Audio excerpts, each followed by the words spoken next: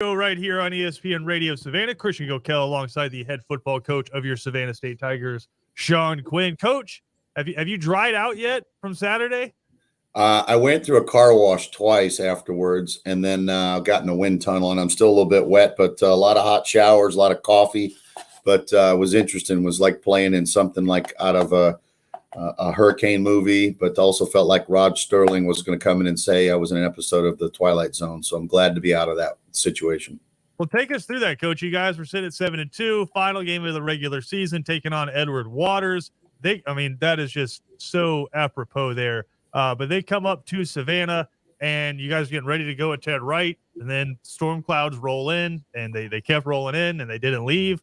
And eventually the decision is made that you guys are going to move across town to Memorial Stadium. Just take us through that process and that decision-making. Well, we wanted to get the game in. We were concerned we might have to forfeit it. And there was a little bit of song and dance there where there was some positioning. We were fortunate. We held their feet to the fire to got them to play, give credit to our administration. And this, more importantly, to the county, to Chester Ellis, Steve Proper, and Zach Bailey, guys over at Chatham County Parks, and the commissioner, and they had a game ready to go within 10 minutes. And then there was some more cat and mouse game. We got ready to play the game. We get over there and they say, well, we want to play it at 9:30. The opposing team did. So a little bit of gamesmanship there, but we sat in the locker room for 4 hours, and fortunately they got a beautiful surface, great facility. And, we work out over there. So we got a good relationship with the county, and Chester Ellis being a Savannah State grad, he made a few phone calls, and Steve Proper and those guys, we got to play, man. And I was looking down the barrel of a forfeit or a loss or not getting to play at all. And, we want to make an opportunity to present ourselves at the playoffs. So we knew we had to play this game in order to get into that thing and have a chance at least. And so it worked. But it was a long night. We finished the game. I think it was close to 12:30 a.m. on a Sunday morning when we finally finished the game. So we did the coin toss, Christian, the whole 9 yards. We're getting ready to kick off, and boom, it's over with. And for a while there, I was pretty down. I bought me a special fishing outfit to stay dry, and I felt like I was an episode of Deadliest Catch, except I was the catch. So, I had a full bright yellow rain suit on and looked the part of Village Idiot. So I was glad we got a chance to at least play a football game. Well, Coach, after you said 5 hours of sitting in a locker room, your guys came out with their hair on fire. They held Edward Waters to 109 total yards compared to you guys 367 that you guys racked up, and really just never in question, Coach. You guys win that one 24-0. And it seemed like to me, given the rain and given everything, maybe y'all's most complete performance of the year. I was glad we won. I wish it would have been 31-0, but I didn't have a really good pregame speech for that one, but they came out, played well, and defensively played really good, and offensively got going, and it was a good win, man. Anytime you get a win and it's a shutout, those are good things. They're hard to come by. I haven't been a lot in my coaching career. Of all the places I've been in, it's hard to shut out an opponent. And, they put 36 points up on Kentucky State, and last week nearly beat Miles. So I was proud of our guys. And, frankly, it was a tough situation to play. And, there was a lot of starts and stops of that thing. But, man, it was a good win and gets us to 8 wins, which hasn't happened here, I think, in 26 years, something like that. So it's been a long time. So pretty exciting stuff. Hey, Coach, maybe the best game we've seen this season out of your quarterback. I thought he played well. He was lights on. It was senior day, and probably not the script he anticipated when he would have wrote senior day, but he played well, man. He took some shots. And here's the crazy thing. Our backup quarterback, JT Hardage, was out, and so it was either we're going to play Devon or we got a freshman, Jaden Adams from Islands, who's doing a great job, who's our backup going into the game, and we got to burn his redshirt year. So we're like, if at all possible, Devon's got to ride this one out and finish the game out. So he did, and played really good. And, an interesting thing about him, Christian, he's from Canada, and I think the CFL is a realistic option for him. And, if he can continue to play well, if we get some opportunities in the playoffs, to get to continue to play, hopefully those guys will notice him up north of the border. He's from Toronto, and that game suits him well. And he's just been a really good player for us. And, he could have ducked tail and left here at any point, not being an option guy, but this offense really has fit his skill set. Coach, now you guys sit at 8-2 after that win. And before we move off of it, I want to do my favorite tradition, which is every week talking about the different defender that you guys had step up that we haven't talked about yet this season. Jamal McKinney, freshman out of South Carolina there, 3 sacks I mean, Yeah. you must have given some kind of pregame speech, and he must have been listening during all those hours sitting in the locker room. Well, he's an interesting character. He's played really well, and frankly, probably is as good a pass rusher as we've got. He doesn't like to wear shoes, so it's kind of a running joke. You always see him barefoot around town, campus, I like that. everywhere. Me too. So, yeah, he'll wear shoes on game day, and if we can get him on a pair of socks, it's a bonus. But really talented guy from Timberland High School, just north of Charleston. He was a commit to Coastal, and they ended up not signing him late, and we were able to get him. And, man, he's a good football player and really has filled a nice void for us, and it's hard to block. And I think he's got a chance. He's not going to be nominated for freshman of the year because you had to turn those in 2 weeks ago, but we feel like he's a freshman of the year in this league to have almost 8 sacks. And frankly, if he played more as he's learned it, he might have 10 or 12 because he's elusive and can get to the quarterback. Coach, again, 8-2 now on the season. What's next for you guys? I know just kind of texting with you, it's a lot of hurry up and wait and just stuff that's out of your hands, but just kind of walk us through what's next for you guys. Well, here's the thing. We've been 14 weeks, Christian, without a break. So it's very much like the NFL. You got to give them some time off. So we immediately, when we got done with the game, I said, I don't want to see you till Wednesday. They probably cheered louder for that than anything they've done all year.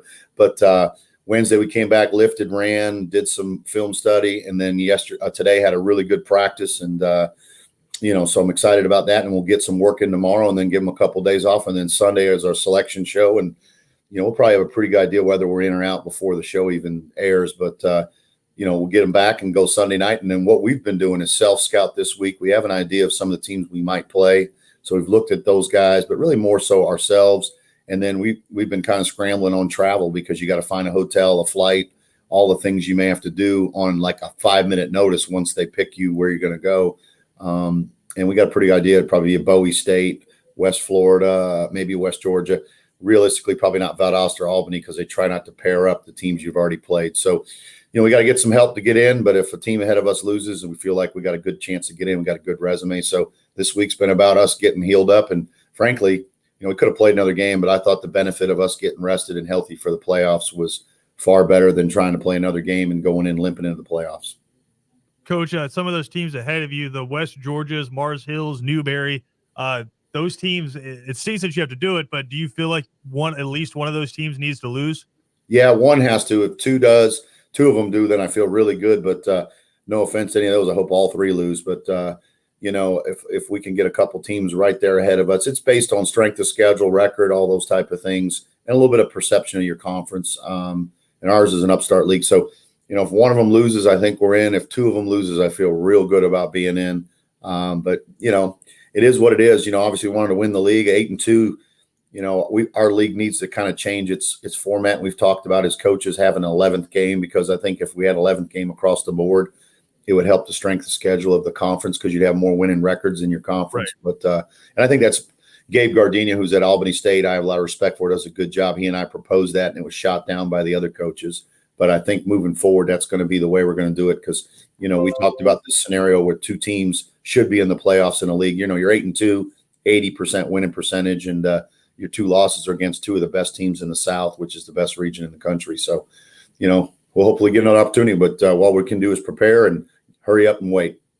Yeah, and it stinks that it is that way, but that's just the reality of the playoff system where there's no automatic qualifiers. It's all selected. And like you said, you guys are going to be watching the show just like everybody else around the country, waiting to see if you guys get in. But, Coach, playoffs not only in college football coming up, but high school football around the state of Georgia kicking off this weekend. Man, I know you're just a fan of football at any level.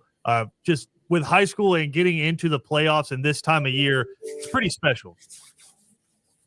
Yeah, it is. It's really a fun time. I remember getting to play. We were fortunate when I was in high school. We won a state championship, but our coach and staff will be out tomorrow in force. I'm going to be at some games myself. So really looking forward to kind of seeing some other people play and not stressing about, but really good football in this area. And some of our best players are local guys here, Christian. So we'll be out on the 95 corridor. And, because of the officiating crisis, they're having to move some of those games to Saturday, which is kind of a shame and a new deal that they've had to do this year because of a shortage of officials at the high school level. But we'll be out Friday and Saturday seeing some of the best players. And, I got a bunch of scholarships here in my back pocket I'm going to hand out hopefully this weekend. Here we go.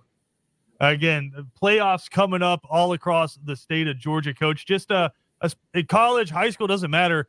just a different kind of electricity in the air, right? When you walk out there for a game that's just, it's win or go home. There's no more weeks after that one. Just a different kind of buzz in the air, especially this time of the year. Yeah, and the games have that much more meaning. Always the joke is if the Bermuda's dead, then you're playing, you're doing well. If the Bermuda grass has died, but you get in the playoffs and lots at stake, and anybody can win. And so that's for us a chance to get and compete for a national championship.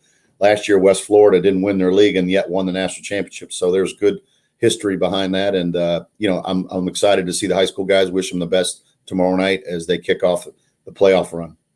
Coach, I'll let you know in a little trade secret here. In Georgia, the goal is to always be practicing on Thanksgiving.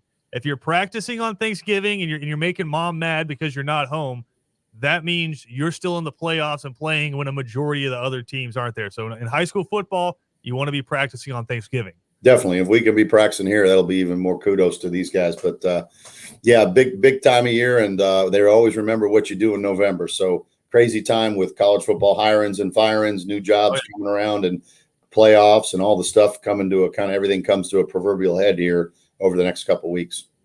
Well, we do it here on ESPN Radio Savannah every week. The Shawn Quinn Show, breaking down everything at Savannah State Tigers football. We'll keep you updated when that selection process does come down, and we're gonna just put it out there. Savannah State will be in the playoffs. We're just gonna put that energy. Speak it into existence, brother. I like that. I like that. Savannah State going to be in the playoffs, and we'll let you know where coming up later this week. Coach Shawn Quinn joins us every week. Coach, we always appreciate the time, man.